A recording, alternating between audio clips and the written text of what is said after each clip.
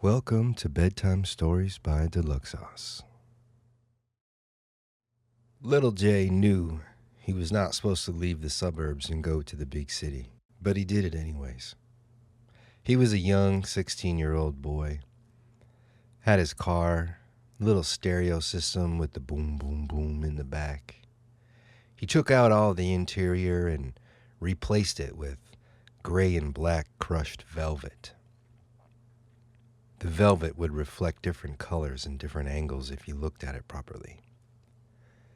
He made the back of his car basically a couch. Why he did this, no one really knows. Well, one day after work, him and his friend Ivy decided to drive into the city and go to a party they were not supposed to go to. When they got to the party, they realized why their parents had warned them from going to the big city. The party was full of older people doing older people things, and it was a bit more rowdy than what they had anticipated. Both Ivy and Little Jay decided, well, maybe this party wasn't for them, and they decided to leave. As they were making their way to the parking lot, a young man had saw them and asked, "Hey, are you guys leaving? Can I get a ride?" Little Jay said, "Sure." Ivy opened the door, and this young man joined them as they left the party none of them wanted to be at. They drove all the way from one side of the city to the other to bring this young man home. He appreciated their help, and they told each other to have a good night. After they dropped the man off, Little Jay and Ivy took the detour through the city and had the windows down, enjoying the beautiful summer evening that was upon them.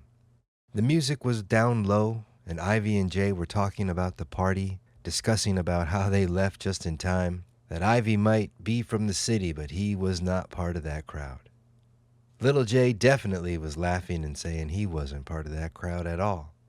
As they drove with their arms out the window, laughing and enjoying their evening, thinking they're getting away with escaping to the city when they weren't supposed to, they both smelled the whiff of smoke, and not just any smoke either.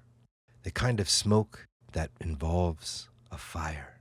Of course, all smoke comes from fire, but this fire is not any kind of fire. It's not a fire from a campfire.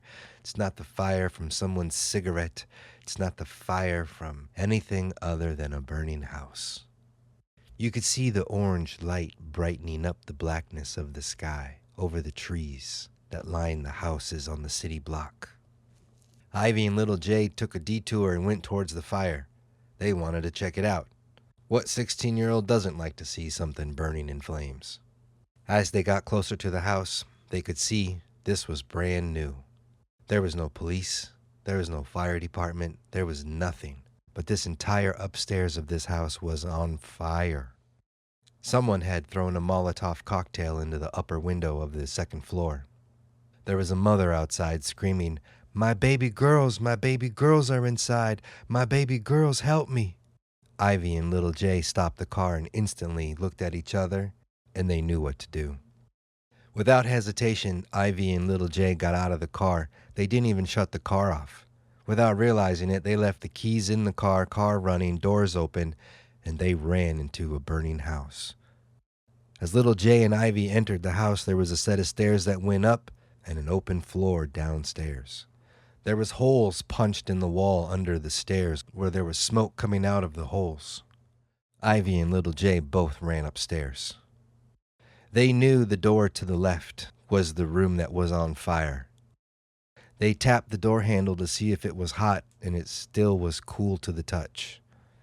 They opened the door and looked inside, and it was a horror movie. There were flames covering every single wall. Every inch in that room was on fire. If there was anything in that room, it was completely gone, so Ivy and Little Jay closed the door and went to the right down a hallway. "You check this room, I'll go to the end," Ivy told Little Jay. Ivy went down to the room at the very end of the hall where there was no little girls, no nothing. He checked the other side room where there was a bathroom, and it was empty. By the time Ivy got to Little Jay, he entered a room that was quickly filling with smoke. The room was halfway full of smoke as Ivy walked in on an old man beating up Little Jay. "What the heck's going on here? Come on, you gotta go. Your house is on fire," Ivy told the old man wrestling with little Jay. Come on, man, I'm trying to save your life. Come on, get out of your house. Your house is burning, dude, little Jay said to the old man.